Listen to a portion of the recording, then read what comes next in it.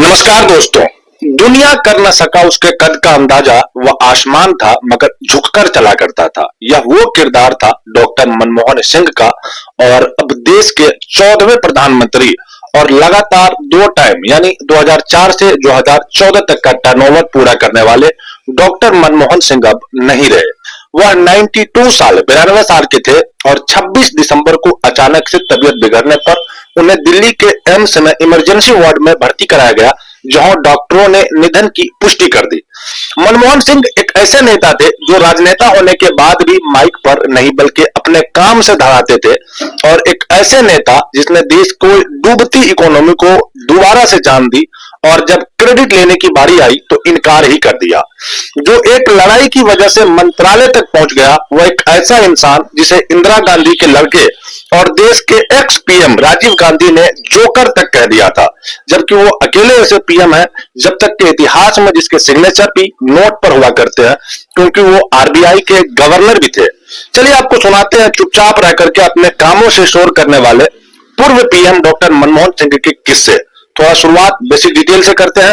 Doctor Manmohan Singh का जन्म British India के पंजाब के गह गांव में, जो कि अब पाकिस्तान में है, उसमें 26 सितंबर 1932 को हुआ था। उसकी मां का नाम अमृत कौर और पिता का नाम गुरमुख सिंह था।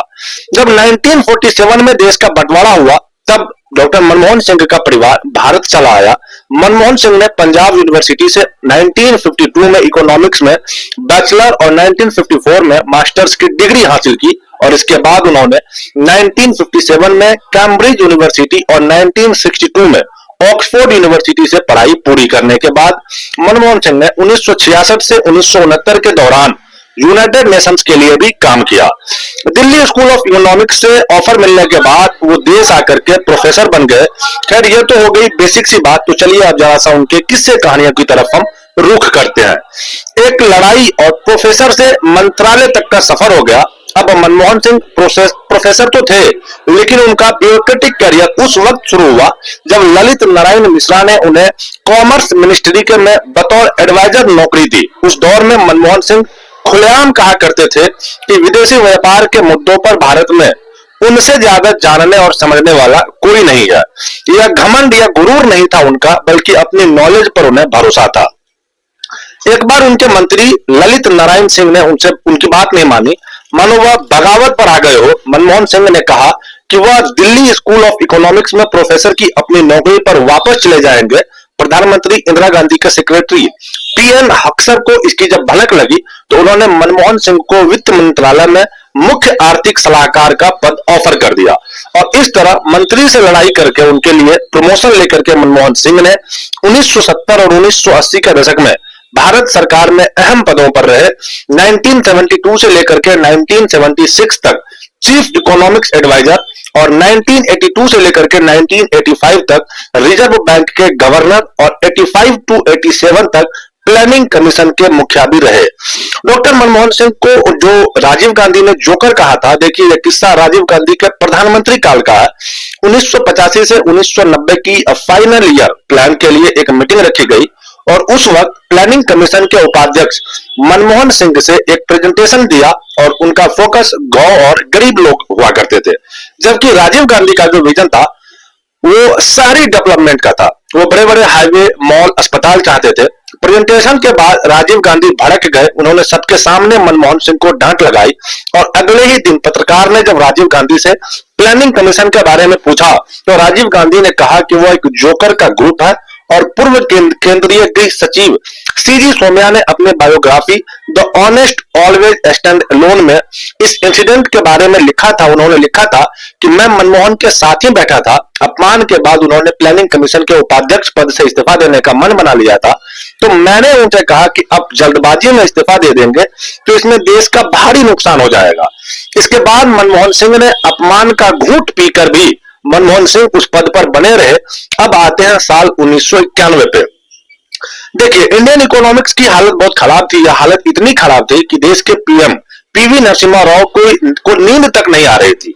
पीवी नरसिम्हा राव से पहले चंद्रशेखर की सरकार थी, और अब जब चंद्रशेखर की सरकार गिरी तब उन्होंने पीवी नरसिम्हा राव से रिक्वेस्ट की थी कि मनमोहन बहुत अच्छे इकोनॉमिस्ट हैं, वित्त मंत्रालय में उन्हें ही रखना। अब यह राजनीति का वह दौर था जब राजनीति में अच्छे लोगों की इज्जत की जाती थी। तो प्रधानमंत्री पीवी नरसिम्हा राव की सरकार में वित्त मंत्री का पद डॉक्टर मनमोहन सिंह ने ही संभाला हुआ था। 3 जुलाई की बात है, रात के वक्त जब 7 रेस कोर्स रोड वाले बंगले में पीएम नरसिम्हा राव बिस्तर पर करवट बदल रहे थे और देश के प्रधानमंत्री की नींद हराम हुई थी रुपये में। क्योंकि देखिए, आर्थिक सुधारों के तहत मुद्रा का जो अवूल्य मूल्यन होना था वो 1 जुलाई को रुपए की कीमत 7% तक कम हो गई थी, यानी कि डॉलर के मुकाबले अब रुपया 7% कमजोर हो गया था। लेकिन इतना ही काफी नहीं था, अभी तो रुपए को और भी बेइज्जत होना था और भी जलील होना था। 3 जुलाई को रुपए 11% पर गिराया के जाना था और उसी दिन सुबह यानी कि 3 जुलाई को प्रधानमंत्री आवास से कॉल आया वित्त मंत्री के पास। नरसिम्हा राव ने मनमोहन सिंह से कहा कि 11% पर अवूल्य मूल्यन को अभी के लिए टाल दो। 9:30 यानी कि 9:30 बजे डॉक्टर मनमोहन सिंह ने आरबीआई के डिप्टी गवर्नर को कॉल करके यह बात बताई, लेकिन तब तक चिड़िया दाना चुग चुकी थी। 2 दिन में रुपए का मूल्य 18% पर गिर गया था। और इसके बाद आता है बजट की biography the man who remade India में विनय सीतापति कहते हैं कि मनमोहन सिंह ने बजट का जो पहला ड्राफ्ट बनाया था वो समाजवादी सरीखा था। प्रधानमंत्री ने इस ड्राफ्ट को पढ़ा, थोड़े उदासी और थोड़े गुस्से और थोड़े अफसोस के साथ मनमोहन सिंह से पूछा कि मैंने क्या तुम्हें इसी दिन के लिए चुना था कि तुम ये दिन दिखाओ हमें। मानो उसको बजट पसंद नहीं आया हो, लेकिन मनमोहन सिंह जानते थे कि इसका असर बहुत लंबा होने वाला है और यह एक ऐतिहासिक बजट होने वाला है।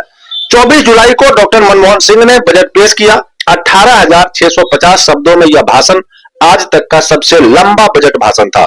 इस भाषण में मनमोहन सिंह कहते हैं कि किसी विचार का सही समय आ जाए तो फिर उन्हें कोई ताकत नहीं रोक सकती। बहरहाल इस बजट में इंपोर्ट ड्यूटी को 300% से घटाकर 50% कर दिया गया और फर्दर ड्यूटी को 220% से घटाकर 150% पर कर दिया गया।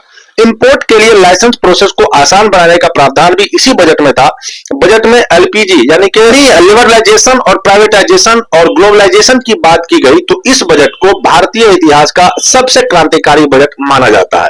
लेकिन तब फ्यूचर देखने की ताकत किसी में नहीं थी। डॉक्टर मनमोहन सिंह बताते हैं कि खुद प्रधानमंत्री इन सुधारों को लेकर के पूरी तरीके से आश्वस्त नहीं थे। मनमोहन सिंह ने उन्हें भरोसा दिलाने की कोशिश की कि राव ने मजाकिया लहजे में उनसे कहा, अगर सब ठीक रहा तो हम इसका क्रेडिट मिलकर के लेंगे, लेकिन अगर चीजें सही नहीं हुई तो मैं सारा ठेकरा तुम्हारे सर पे फोड़ दूंगा। इसके अलावा विपक्ष ने भी संसद में खूब बवाल मचाया। पूर्व प्रधानमंत्री चंद्रशेखर ने कहा कि कुछ ऐसे ही ईस्ट इंडिया कंपनी भी भारत आई थी और अंततः देश गुलाम बनकर के रह गया। इस पर प्रधानमंत्री पीवी नरसिम्हा राव ने उन्हें बीच में टोकते हुए बोला कि चंद्रशेखर जी, मैंने तो आपके ही आदमी यानी कि मनमोहन सिंह को ही वित्त मंत्री बनाया है, तो फिर आप इस तरह की आलोचना क्यों कर रहे हैं। तो इस पर चंद्रशेखर ने नरसिम्हा राव को जवाब देते हुए कहा कि नरसिम्हा राव जी, बात तो आपकी सही है, लेकिन जिस चाकू को हम सब्जी काटने के लिए लाए थे उससे आप हार्ट का ऑपरेशन कर रहे हैं और आने वाले समय में भारतीय इकोनॉमी के लिए यह बजट संजीवनी बूटी साबित हुई और इनकी सेवाओं के लिए उन्हें 1993 और 1994 में finance minister of the year का खिताब भी दिया गया। अब बारी थी देश का पीएम बनने की। तो कैसे देश का पीएम प्रधानमंत्री बने डॉक्टर मनमोहन सिंह, आइए इसकी हम चर्चा करते हैं। 2004 में अटल बिहारी सरकार शाइनिंग इंडिया के नारे के साथ साथ चुनाव में उतरी और 13 मई 2004 को नतीजे आए तो वो वोटर्स ने उन्हें नकार दिया। यानी सत्ता की चाबी कांग्रेस के अगुवाई वाली यूपीए के हाथों में चली गई। सोनिया गांधी उस वक्त कांग्रेस की प्रेसिडेंट थी, माना जा रहा था कि वही प्रधानमंत्री होंगी। बीजेपी को फायर ब्रांड नेता सुषमा स्वराज ने ऐलान किया था कि सोनिया पीएम बनती है तो वो मुंडन कराएंगी और संसद पद से इस्तीफा भी दे देंगी। इन सब के बीच से आ गई 15 मई को सोनिया को संसदीय दल का नेता चुन लिया गया।